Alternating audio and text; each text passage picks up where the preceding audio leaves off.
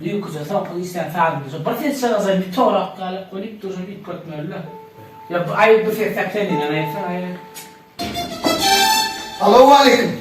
Selamünaleyküm. Allah'ım ne böyle ritim mi lo katliya diye esittim ben. Tam tabakarda orada ustayım. Allah var tak tak. Hayır değil. Ne? Şu mu? Şu. Bak emin mara.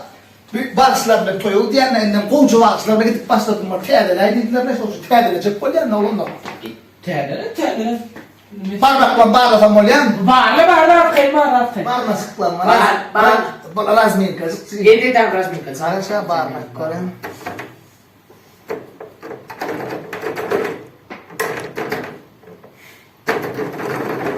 Oh, işte ne oldu? He? Dövgü ettin mi? Yok baba yavrum. Ha. Evi yakar kim sektör yakmalı vaat etmeli.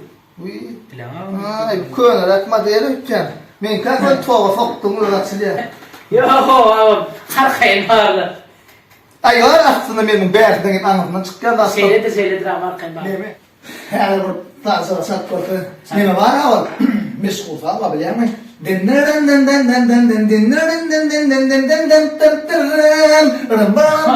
Ertuğrul. Biliyor kendisi. Şu sağ var ne men çat biliyor. Sonra vurun. Çat korku ya da. Evet, çat korku. Öğrenir mi olan nasıl? Olsa o köpler salamdır var. Şok için toy çağırıp durdular. Öğrenir ki ne masla. Gerek yok. Kıyıf abi yani. Gerek yok. Evet ne olur yani. Dinleme olanlar. Aytım. Gerek.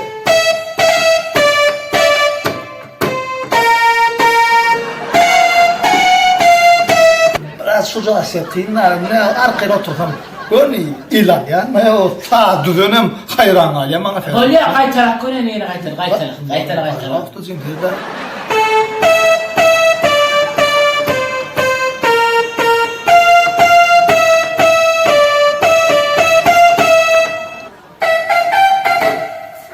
Yes! Yolay! İlle mara! Parmaşıkla mara! Vah!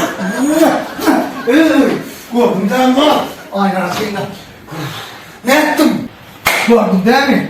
Ne mi? Aslında ne basın çıkanlar tuvalet istattım. Oğlum sen kimdin mi? Gel ben daha baş sağlamasına uğradım. Dinle ne?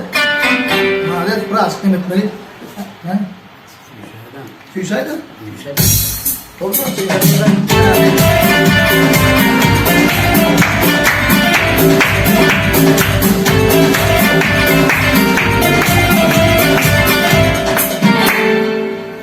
Ne etti?